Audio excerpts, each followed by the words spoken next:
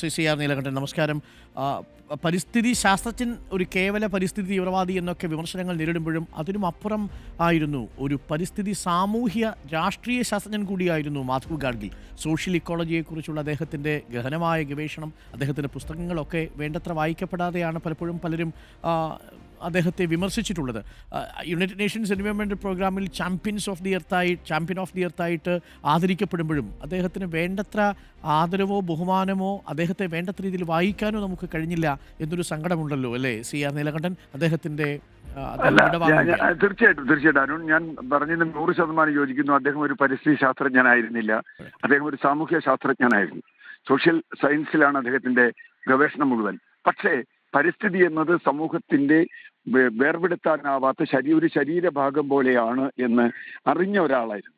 നമ്മുടെ ഭൂമി, നമ്മുടെ വനം, നമ്മുടെ ജൈവ വൈവിധ്യം, പുഴകൾ, നീരൊഴുക്ക്, ഭൂവിനിയോഗം, ഇതൊക്കെ മനുഷ്യനുമായി നേരിട്ട് ബന്ധപ്പെട്ട, മനുഷ്യ ജീവിതവുമായി ബന്ധപ്പെട്ട ഒന്നാണ് എന്ന് കണ്ടെത്തുകയും അവ തമ്മിലുള്ള സമന്വയം അറിയുകയും ചെയ്തു. അതിന്റെ അടിസ്ഥാനത്തിലാണ് പശ്ചിമഘട്ടത്തെക്കുറിച്ചും ഹിമാലയൻ മലനിരകളെക്കുറിച്ചും ജൈവ വൈവിധ്യത്തെക്കുറിച്ചുള്ള അദ്ദേഹത്തിന്റെ നിരവധി റിപ്പോർട്ടുകൾ വന്നത്. ഇപ്പോൾ നമുക്കറിയാം 2011 അദ്ദേഹത്തിന്റെ റിപ്പോർട്ട് ചർച്ചയാകുന്നത്.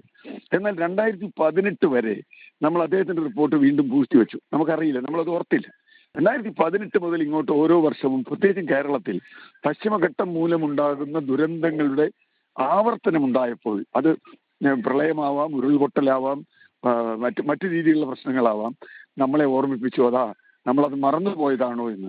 ഗാഡ്ഗിൽ പറഞ്ഞില്ല, പക്ഷെ നമ്മൾ ഗാഡ്ഗിലിനെ വീണ്ടും ഓർത്തു. ഞാൻ കണക്കാക്കുന്നത് വരും കാലത്ത് ഇന്നുള്ളതിനേക്കാൾ ഗാഡ്ഗിൽ പ്രസക്തനാവും എന്നാണ്. മരണാനന്തരം അദ്ദേഹം കൂടുതൽ പ്രസക്തനാവും. അദ്ദേഹം പറഞ്ഞ കാര്യങ്ങൾ നമ്മുടെ മുമ്പിൽ വരും.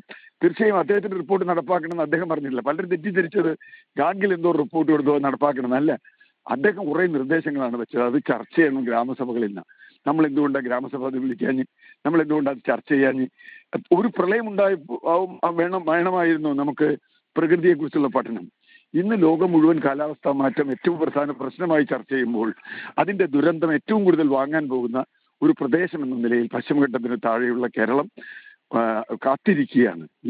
നമുക്കിപ്പോഴാണ് ഗാഡ്ഗിലിനെ നമ്മൾ റീവിസിറ്റ് ചെയ്യുക എന്ന് കേരളത്തിലെ ഭരണകൂടങ്ങൾ, രാഷ്ട്രീയ കക്ഷികൾ, സാമൂഹ്യ എല്ലാ വിഭാഗം, മാധ്യമങ്ങളെല്ലാം ഗാഡ്ഗിലിനെ എപ്പോഴാണ് നമ്മൾ റീവിസിറ്റ് ചെയ്യാൻ പോകുന്നത് എന്നാണ് ഞാൻ ആലോചിച്ചുകൊണ്ടിരിക്കുന്നത്. Thank you. സി ആർ പറഞ്ഞതുപോലെ അദ്ദേഹം യാത്രയാകുമ്പോഴാണ് മാധവ് ഗാഡ്ഗിലിനെ കൂടുതൽ അറിയുക.